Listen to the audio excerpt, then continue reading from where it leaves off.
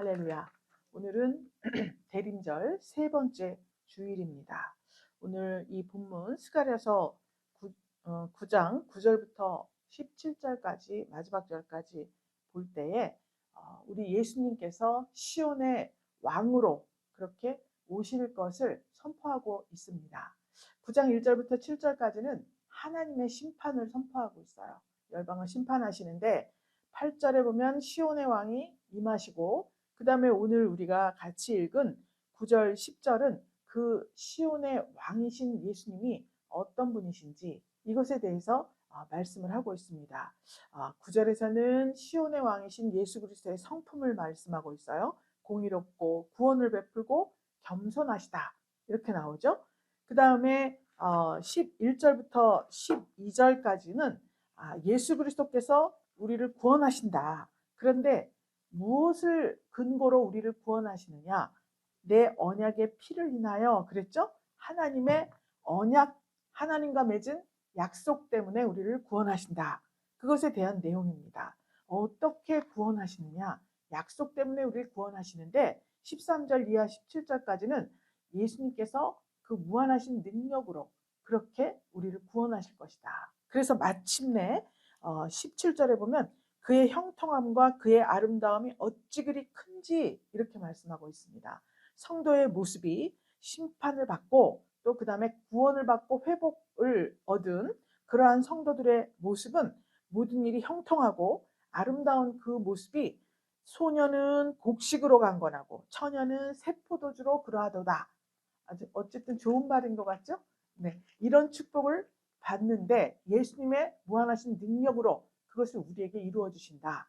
이제 이런 내용입니다. 전체적으로. 그래서 오늘 이 예수님에 대해서 성품과 능력과 구원과 이것을 말씀드려야 되는데 그 예수님이 육신을 입고 오시는 거잖아요.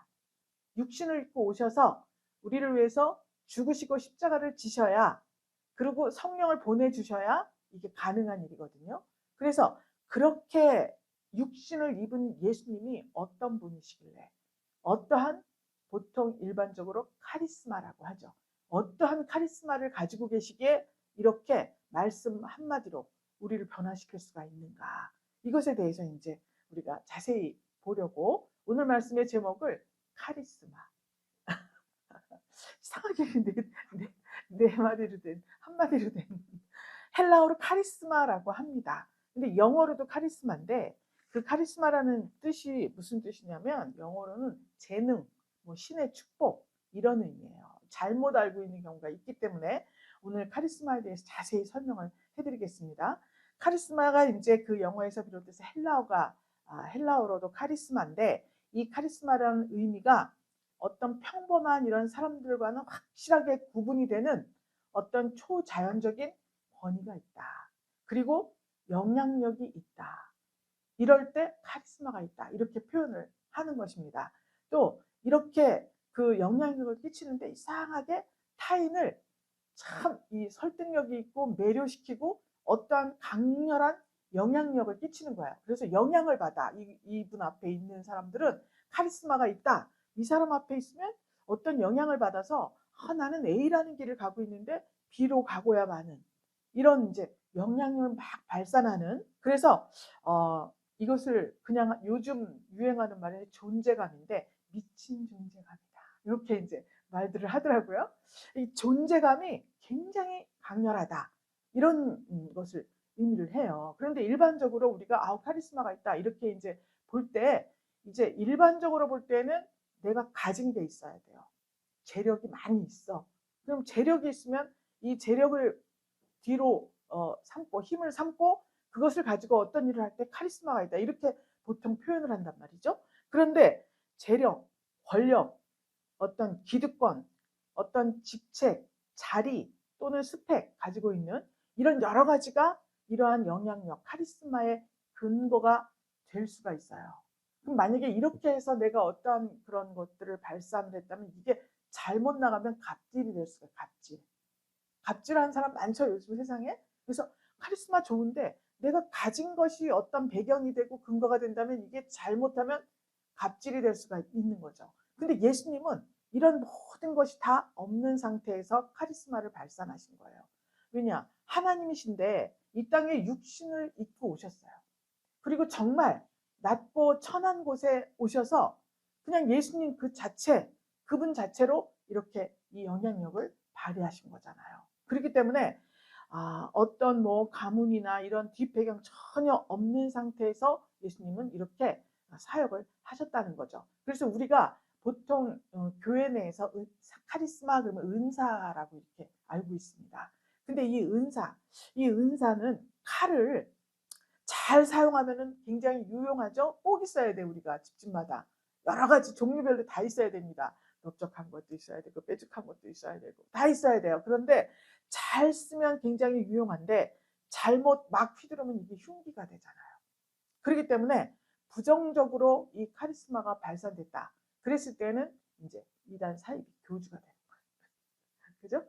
그래서 역사 속에서도 굉장한 독재자들이 많이 있습니다. 이럴 경우에는 이게 잘못 사용된 경우를 말하고 있어요. 그래서 엄격하게 우리가 이 카리스마라는 단어는 예수님의 아무 낮고 천한 곳에 오셔서 본인 자체도 아무 기득권이 없어요. 그때 당시에 흔한 목수의 집 아들로 태어난 거예요. 그런데 구유에서 또 아기가 태어났어요. 또 더군다나. 그리고 어린 나귀 새끼를 타고 오신다 그래. 입성하실 때도 세상 왕들은 준말을 타고 막 멋지게 장식한 그런 말을 타고 입성을 할 텐데 예수님은 어린 나귀 새끼를 탔다. 이렇게 지금 표현을 하고 있습니다. 그렇기 때문에 하나님께서 우리에게 말씀하시는 이 카리스마는 전혀 우리가 가진 것이 없어요. 아무것도 없습니다. 그렇지만 하나님의 성령께서 우리와 함께 하시면서 주시는 알 수 없는 신령한 은혜예요. 그 은혜를 가지고 다른 사람에게 영향력을 끼치고 그 다른 사람에게 예수님의 삶을 보여주고 다른 사람에게 하나님께서 어떠한 분이라는 것을 나타내고 이러할 때 필요하다.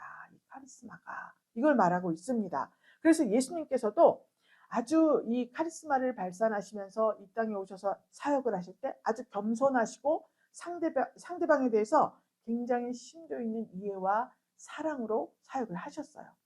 구약에 우리 레위기에 이거 하지 마라 저거 하지 마라 이렇게 해라 먹는 거 입는 거 뭐 집에 들어가고 나가는 거 성전에 들어오는 자들은 이런 자들 나가는 이렇게 며칠 동안 뭐 어떻게 이게 모든 것들이 전부 다 무슨 의미를 가지고 있느냐 하나님의 사랑의 바탕이 돼 있습니다. 그래서 그 법을 자세히 우리 레위기 언젠가 했습니다. 그 전에 저쪽 교회에 있을 때 했는데 이제 다시 한번 할 기회가 있겠죠. 문둥병자 뭐 또 아기 낳은 여인들 여성들은 그때 잘 대우를 받지 못했지 않습니까? 이런 사람들에 관한 모든 법 규정, 규례하고 율례 이런 것들이 전부 그 당사자들의 마음과 마음의 상처, 또 어떤 감정적인 세계 이런 것들까지 다 사랑으로 어루만져서 그것까지도 회복하고 치유시켜주는 이러한 율례와 규례들입니다. 그래서 하나님께서 예수님을 통해서 나타내신 것이 오병이어 사건 있죠. 오병이어. 아니 들판에 먹을 게 없습니다. 그래서 해는 저물었는데 여기 많은 사람들이 있었어요. 5천 명이 있었다 그랬죠. 근데 이 사람들을 다 어떻게 먹이지? 너희가 먹을 것을 줘라. 아니 지금 어떻게 사러 갈 수도 없고 날도 저물고 이렇게 하고 있는데 어떤 어린이가 도시락을 내놨죠. 떡 5개하고 물고기 2마리를 내놨습니다. 그래서 예수님이 거기다 축사를 하시고 다 나눠줬어요. 그런데 이상하게 다 나눠주는데 다 먹고 12강주리가 남았습니다. 자, 그러면 이 예수님께서 행하신 이 일들은 어떠한 마음이냐? 이제 다 배고프잖아요. 실질적으로 물리적으로 본다면 다 배가 고파. 그러니까 모든 사람에게 다 먹을 양식을 지금 주시는 장면이에요. 그런데 그 양식을 먹은 모든 사람이 다 하나님 나라로 들어온 거는 아니에요. 그렇죠? 그러니까 일반적으로 다 그렇게 은총을 베푸신다는 거예요. 근데 요즘에 어떻게 하다 보니까 교회에서 예수 믿는 사람, 안 믿는 사람, 어디 상점을 가면 예수 믿는 집에 가서 팔아줘야지. 식당을 예수 믿는 집에 가서 먹어야지. 그건 아니라는 거예요. 예수님이 그렇게 하지 않으셨습니다.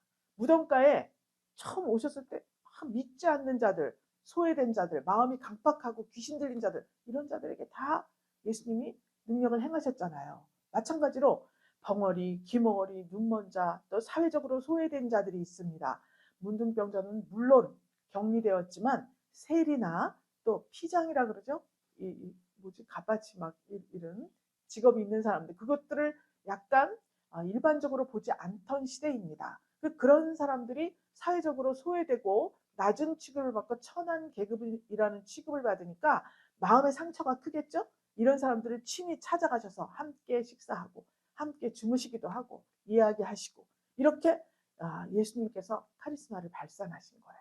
그리고 레위기의 모든 규례 율례 이 또 귀신 들린 자 무덤가에 귀신이 들려가지고 12 군대가 들어있다 그랬죠. 군대가 들어있는데 군대 귀신 들린 자를 찾아가셔가지고 이 쇠사슬로 막 묶어놔도 막 뚝뚝 끊고 행패를 부리고 막 난동을 부리던 귀신인데 예수님께서 거길 찾아가셔가지고 귀신을 쫓아내 주셨습니다. 그러니까 이러한 모든 것들을 사도들이 본받아서 실천을 한 거예요. 예수님이 그렇게 하고 다니실 때는 이해를 잘 못했습니다. 그냥 예수님은 그때 당시에 유행했던 마법사, 술사 이런 사람들 같이 기적을 행하고 막 이렇게 하는 사람인 줄 알았어요. 그런데 나중에 성령을 받고 보니까 그것은 모든 사람들을 다 똑같이 구원받을 대상으로 여기시고 모든 사람들을 위해서 예수님이 죽으시는데 그것은 공평하게 다 나눠주시는 일반적인 그러한 예수님의 사랑이다.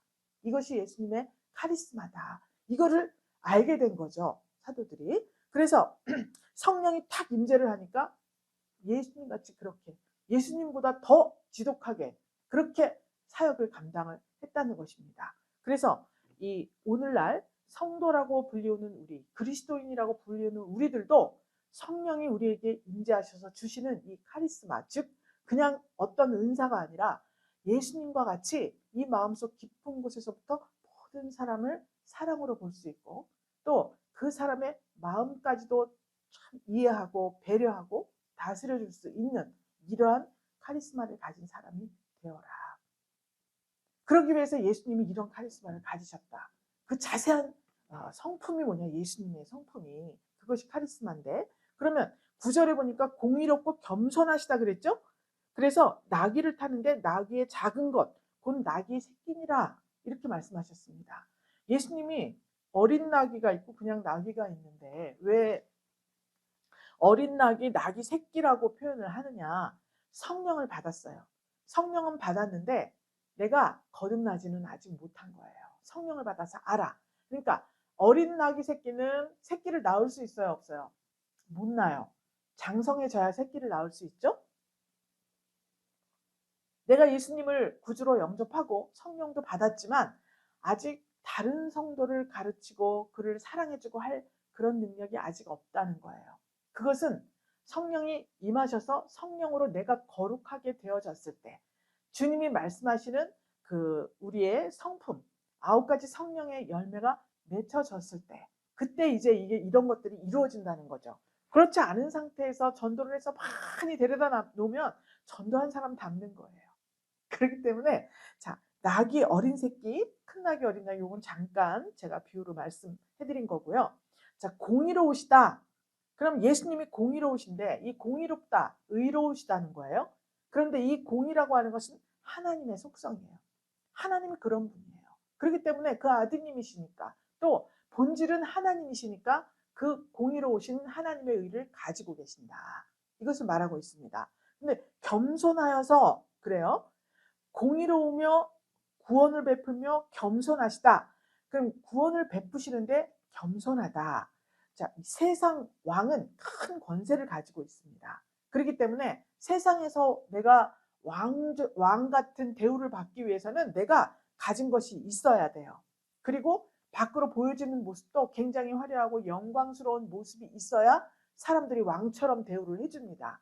음식점을 가도 옷을 잘 이렇게 탁 입고 막 이렇게 이런 것도 막 하고 이러고 가면 대우가 좋습니다. 그런데 후줄근하게 하고 가면은 이 대우가 안 좋아요. 백발백중 다 그렇습니다.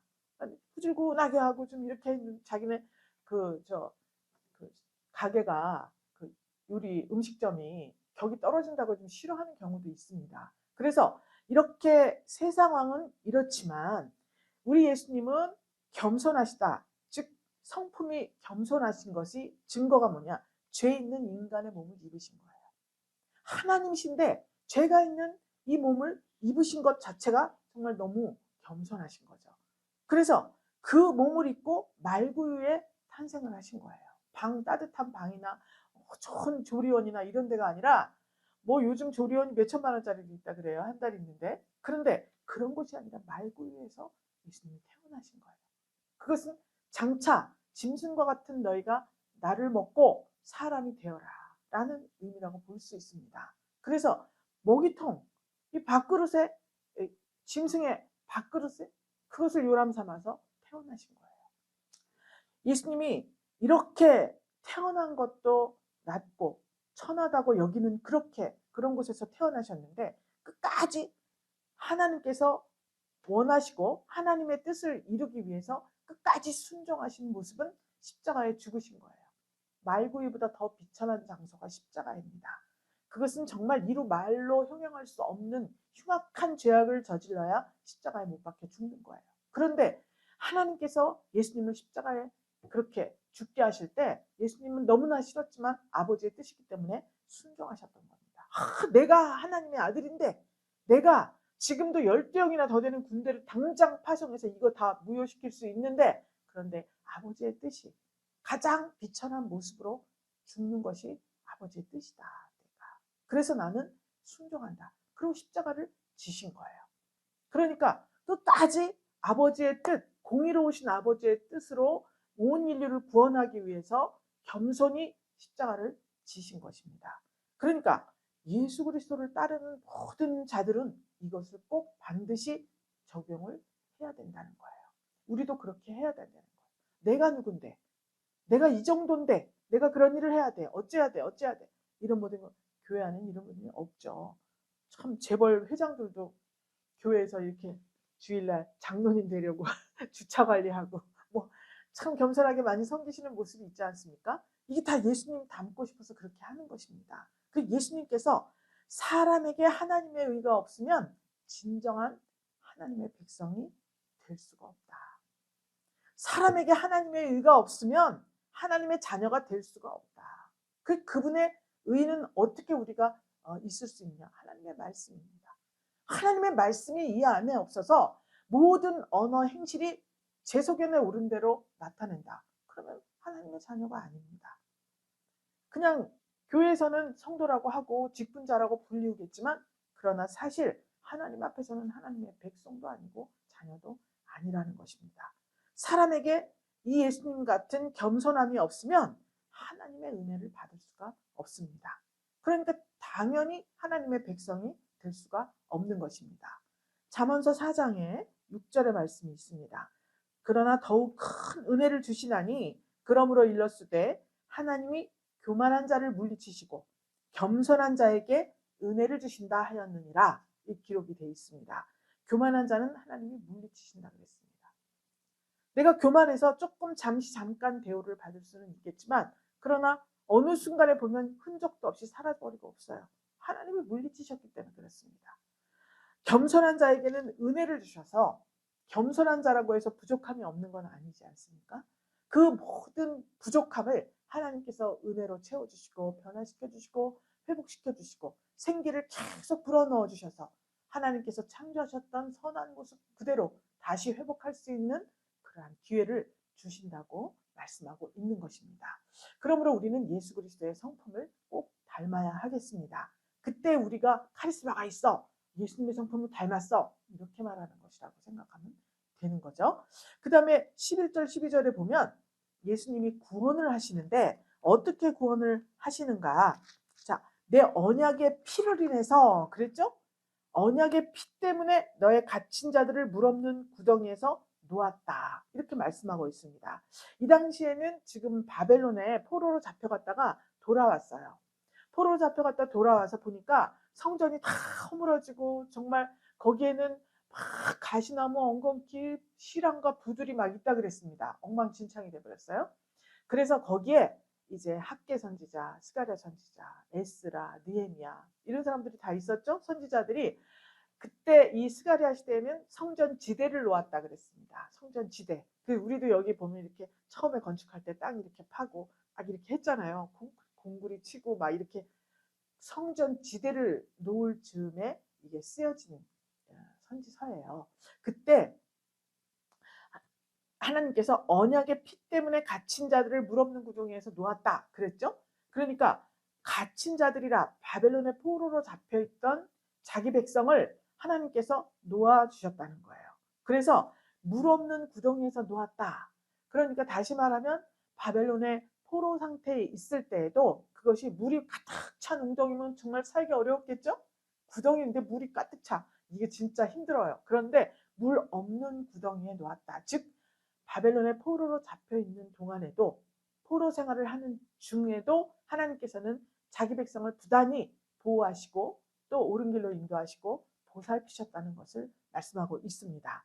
그래서 이 예수님께서 구원을 하시는데 그 약속, 하나님의 약속 때문에 귀환을 했다. 예레미야 25장에 보면요. 70년 동안 바벨론 왕을 섬길 거다 너희가. 이렇게 선포하고 있습니다. 예레미야 선지자가. 그런데 70년이 마치면 내가 바벨론 왕과 갈대아인의 땅, 바벨론 지역입니다. 그 죄악으로 인해서 벌하여 영영이 황무케 만들 거다. 그리고 그 땅에 대해서 선고한 바, 곧 예레미야가 열방에 대해서 예언하고 이 책에 기록한 나의 모든 말을 그 땅에 임하게 하겠다. 예레미야 25장에 이렇게 기록을 해놨어요. 그러니까 포로 생활은 70년인 거예요. 70년. 그러니까 한정을 하신 거죠. 그래서 그 70년이 마치니까 정말 바벨론이라는 나라가 없어져 버렸습니다. 그 다음에 페르시아 뭐 이렇게 나가죠. 그래서 진짜 이 기록한 말씀이 그 땅에 임한 거예요. 그리고 그 말씀이 또 자기 땅으로 70년 만에 그 포로 생활을 마치면 본토로 돌아오게 하겠다 그랬죠. 진짜 지금 돌아온 거예요. 그 성전 지대를 놓게 된 거예요. 그러면 메시아를 통한 구원이 유대인뿐 아니라 이방인에게도 이 말씀은 적용된다. 그 증거가 뭐냐면 소망을 품은 갇혔던 자들아 이렇게 말하고 있습니다. 포로 생활을 하는 중에도 소망을 품은 거예요. 무슨 소망이냐? 70년이 마치면 하나님께서 우리를 반드시 본토로 돌아가게 하실 거야. 그래서 거기서는 하나님께 제사 드리고 우리가 마음대로 신앙생활하고 예배생활을 할 수 있는 그날이 반드시 올 것이야. 그래서 오늘 이 포로로서의 삶이 정말 팍팍하고 어렵고 힘들다 또 저 고국에 대한 그리움이 사무친다 하더라도 하나님께서 그때가 되면 반드시 우리를 돌리신다고 했어. 그러니까 그것을 위해서 기도를 해야죠. 하나님 내가 이 땅 내 본토로 돌아가면 정말 성전 짓는 일에 몰두하겠습니다. 성전을 잘 지어놓고 그때 그 시절에 아주 소잡고 양잡고 예배드리고 성전에서 이렇게 하던 그런 시절이 있었잖아요. 근데 그때는 아무것도 아닌 것 같았는데 지금 포로 생활을 하면서 보니까 그때가 너무 그립고 그때가 너무 소중하고 하나님께서는 제사를 받으시러 날마다 오셨다고 생각을 하잖아요. 그러니까 이렇게 소망을 가지고 그 시절을 가서 다시 그러한 시절 그렇게 하나님께 이번에는 감사함으로 내가 그 시절을 보내리라. 이렇게 소망을 품은 갇혔던 자들이었던 거예요. 그러면 우리가 이 세상에서 약속의 대상은 여기는 이스라엘 백성들을 특정하고 있죠. 그게 이제 구약의 특징이에요. 근데 신약에 예수님이 오셨어요. 지금은 메시아, 예수님이 오시는 절기잖아요. 메시아가 오셨을 때에는 지금 이스라엘 백성뿐만이 아니라 약속을 붙잡은 사람, 소망 가운데 그 있는 갇혔던 자들, 즉 세상의 포로가 되었습니다. 우리는 어려서부터 모태신앙이면 얼마나 좋겠어요. 그런데 저도 중간에 이제 이렇게 예수를 믿게 됐지 않습니까? 자, 중간에 예수를 믿어서 내가 세상의 어떠한 상식이나 가치관이나 이러한 것들로 교육을 받은 거예요. 그래서 그 세상의 모든 일반적인 것이 나의 교양이 되고 인격이 된 거예요. 그러니까 하나님 앞에서 볼 때는 정말 큰 죄악인데 또 이 세상적으로 볼 때는 그냥 평범한 것이요. 이거예요. 그러니까 우리가 세상에 갇혀 있었다. 세상에 포로가 되어 있었다. 그 세상을 주관하는 자가 누구냐? 세상 주관자 사단 마귀 아닙니까? 그 사단 마귀의 권세 아래 갇혀있던 자들이었어요. 우리가. 그런데 예수를 소개받았습니다. 예수를 믿고 구원을 받으라. 그러면 천국의 시민권을 주는데 우리는 이 땅에 살지만 하나님의 능력으로 하늘의 백성으로 살아갈 수 있다. 이렇게 전도를 받지 않습니까? 그러니까 모든 대상이 모든 사람들이에요. 그런데 그 약속에 들어올 수 있는 자가 있어요. 누구나 다 이 말씀은 들을 수가 있습니다. 그래서 처음에 저 교회를 오면 이 책을 줘요. 성경책을 선물로 줍니다. 받으셨죠? 성경책을 줘요. 예수님을 준 거예요. 통째로. 그러니까 이걸 받았어요. 그렇다고 해서 이 말씀 속으로 다 들어오는 건 아니에요. 그러니까 대상은 모든 사람이에요. 그런데 약속에 들어와서 진짜 내 마음 성전에 지대를 놓고 거기에서 성전을 이루어가고 이렇게 하는 사람은 소망을 품었던 갇혔던 자들이에요. 갇혔던 자들. 근데 소망이 있으니까 내가 비록 이스라엘 백성은 아니야. 유대인도 아니야. 그렇지만 예수님이 온 인류를 위해서 오신 걸 나는 굳게 믿습니다. 그렇기 때문에 나는 예수님처럼 그 찬양도 있죠. 바오로처럼 그렇게 살 수는 없을까? 살 수 있어요. 이 희망을 가져야 돼. 이 소망을 가져야 돼. 왜 못 삽니까? 그들이 경험하지 못한 다시 오실 예수님의 세계를 우리가 받고 예수님도 말씀하셨습니다. 내가 가면 너희는 나보다 더 큰 일을 할 수 있어. 이렇게 말씀하셨어요. 그 말씀을 꼭 붙잡는 거예요. 그래서 맞아. 나도 할 수 있어. 믿음은 바라는 것들의 실상이요 보지 못하는 것들의 증거라고 했어. 나를 통해서 믿음의 실상 보지 못하는 증거를 나타내 보이리라. 주님, 날 그런 사람이 되게 해주세요. 기도를 하는 거죠.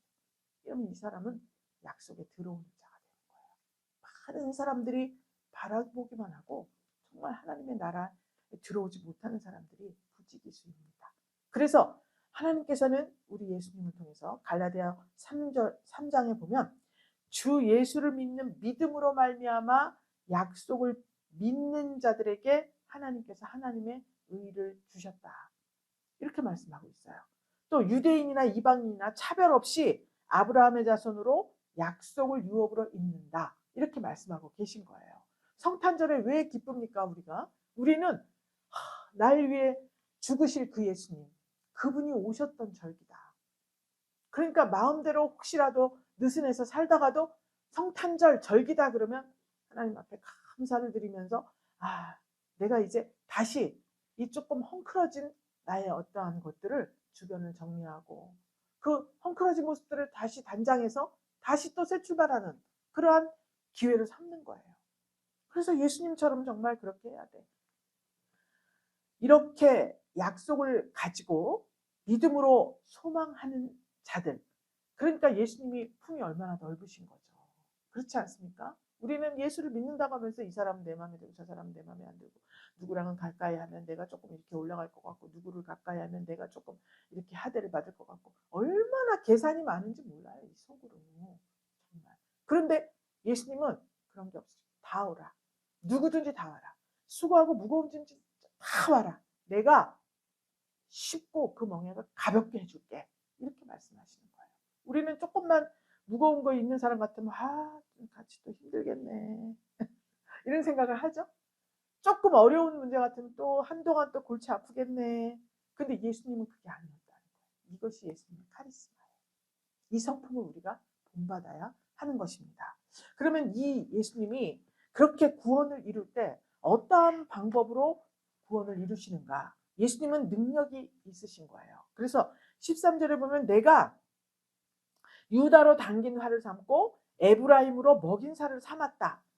아니 유다와 에브라임이 있는데 그것들을 다 도구로 사용하신다는 거예요. 그러니까 유대인들을 이스라엘을 선민으로 택한 이유는 하나님께서 구원의 도구로 사용하시기 위해서 그 이스라엘 백성들을 특정한 거예요.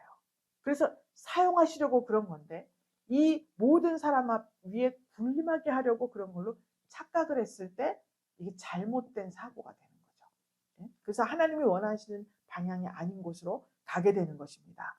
그랬을 때 14절에 보면 여호와께서 그 위에 나타나서 살을 번개같이 쏘아내고 또 남방 회립바람을 타고 행하시고 어마어마한 능력이 나타납니다.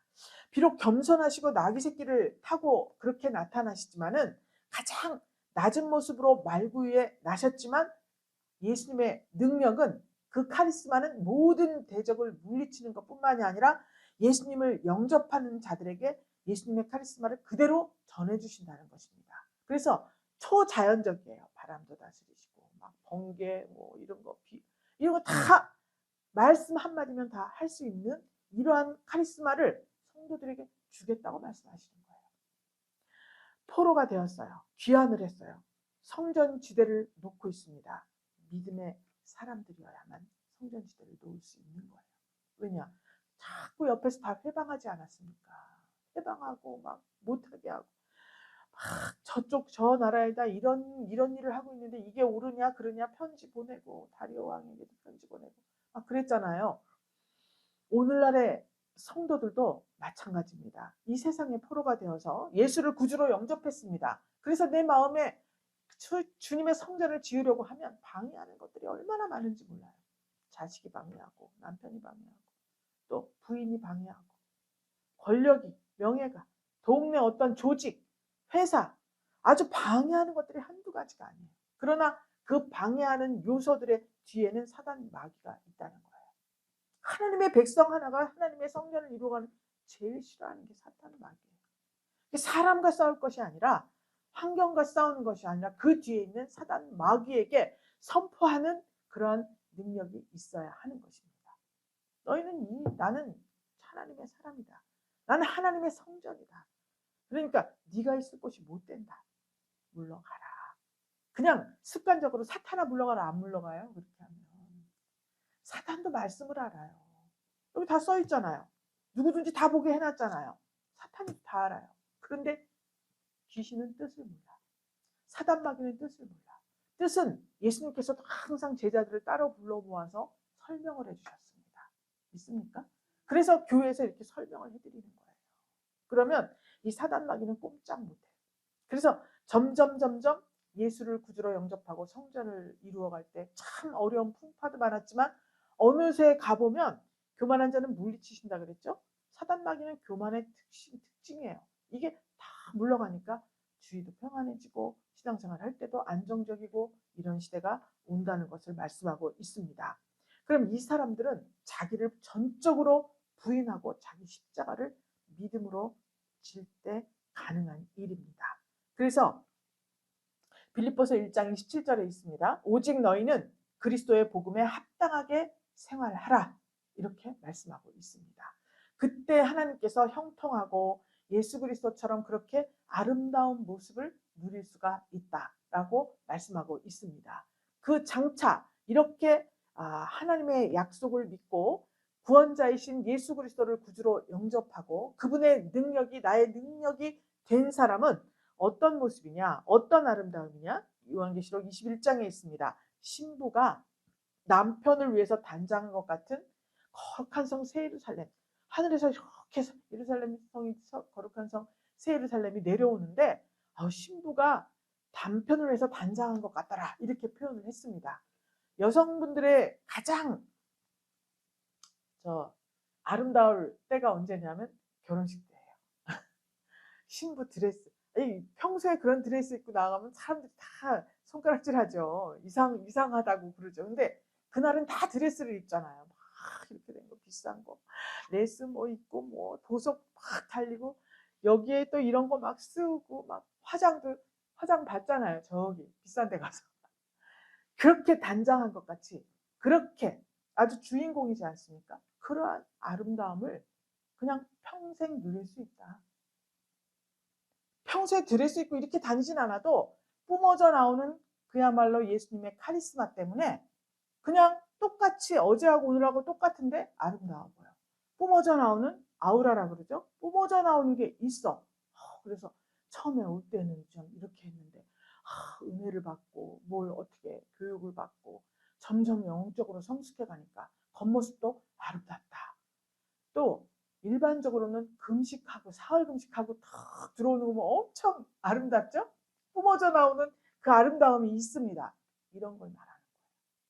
그래서 자기 십자가를 꼭 믿음으로 질 수 있을 때 하나님은 우리에게 그런 예수 그리스도의 신부처럼 아름다운 모습. 신부는 뭐예요? 신랑하고 동급이어야 해요. 예수님의 기준은 그렇습니다. 이제 죄인을 신부로 삼을 수는 없어요. 다시 오실 때에는 신부가 이렇게 그리스도의 복음에 합당하게 생활한 자가 신부가 될 수 있어요. 그러니까 그렇게 하다 보니까 이 세상에서도 그 아름다움 때문에 카리스마가 발산이 된다는 그래서 속된 것, 가증한 것, 거짓말하는 것 결코 그리로 들어오지 못한다. 이렇게 말씀하고 있습니다. 그래서 예수님께서 요한복음 6장에서 말씀하셨어요. 아버지께서 내게 주시는 자는 다 내게로 올 것이요 내게 오는 자는 내가 결코 내어 쫓지 아니하리라 말씀하고 있습니다. 그러니까 아버지가 내게 주시는 자는 다 내게로 올 것이요 그랬어요. 그러니까 지금 예수님의 말씀이잖아요. 말씀 앞에 사람들이 다 왔어요. 우리는 여기서 이제 어떤 설교를 들었습니다. 그러면 어떤 말씀을 아무개가 꼭 와야 되는데 오늘 빠졌네. 이건 다 그의 말씀인데. 아주 그런 게 많아요. 우리 마음 가운데. 아무개가 이걸 꼭 들어야 되는데. 그리고 이제 성경에서도 악인과 선인이 항상 같이 나오잖아요. 그럼 자기는 항상 선인 편이야. 이 악한 골리앗. 너 잘 죽었다. 자기는 다윗이 된 거야. 이제 이게. 항상 그렇게만 생각하지 나를 생각하는 사람이 많이 없다는 게 문제예요. 그런데 의외로 또 있어요. 있으니까 이 땅의 교회들이 이렇게 잘 이루어지는 거 아니겠어요? 진행되어지고. 자, 하나님께서 이 교회에 문고리만 만져도 은혜를 주신다 그랬어요. 이 말씀이에요, 바로. 내게 주시는 자는 다 내게로 온다 그랬어요. 그러니까 하나님이 아버지께서 주신 거예요. 하나님 아버지가 우리에게 주셨기 때문에 여기 들어왔던 거예요. 근데 우리가 이 안에서 너는 어떻고 너는 어떻고 편견을 가지고 있지만 예수님이 보시고 하나님이 보실 땐 다 똑같이 내가 보낸 자다. 이렇게 인정하고 계시다는 거죠. 그래서 결코 내어 쫓지 않겠다. 예수님이 그렇게 말씀하신 거예요. 아버지가 보냈기 때문에 내가 내쫓지를 못해. 이 말씀을 하시는 건데 내쫓지 못하는 게 아니라 않겠다. 내쫓지 않겠다. 이렇게 말씀하시는 거예요. 스스로 나가는 건 할 수 없죠. 근데 내쫓지는 않는다. 이렇게 말씀하고 있습니다. 그래서 우리에게 소망이 있는 거예요. 우리의 모습이 어떠하든지 이런 모습이든지 저런 모습이든지 우리는 어쨌든 교회 공동체 안에 들어왔어요. 하나님께서 보내주신 거예요. 그랬더니 말씀께서 결코 내쫓지 않고 어떻게 하겠다는 거죠? 그대로 두고 보겠다는 건가요? 아니에요. 마음에 안 드는 부분, 부족한 부분, 모자란 부분 이 모든 것들은 말씀으로 채워주시는 거예요. 변화시켜 주신다는 거예요. 이게 내어쫓지 않는 거예요. 가만 놔두면 내쫓은 거나 마찬가지예요. 죽든지 살든지 알아서 해라. 놔두면 안 되죠. 내쫓지 않겠다는 말씀은 반드시 내가 회복시키겠다. 고치겠다. 에스겔 골짜기에 마른 뼈들이 다 드러나 있었습니다. 어떻게 했죠? 생기가 들어가라. 뻐걱뻐걱 온 난리가 났습니다. 시끄럽고 골짜기가 갑자기 조용하던 골짜기가 버그덕버그덕 뼈들을 맞춰지느라고. 뼈들이 서로 연락했다 그래요. 이렇게 세우는 거예요. 말씀으로. 내쫓지 않는 거예요. 있습니까? 세상에서 부르심을 받고 빼내심을 얻은 분의 성도 여러분, 예수 그리스도의 성품과 구원과 능력의 이 카리스마를 그대로 전수받아서 많은 심령들을 옳은 대로 돌아오게 하는 별과 같은 이러한 존귀한 사역자들이 다 되시기를 주 예수 그리스도의 이름으로 축복합니다. 하나님 감사드립니다.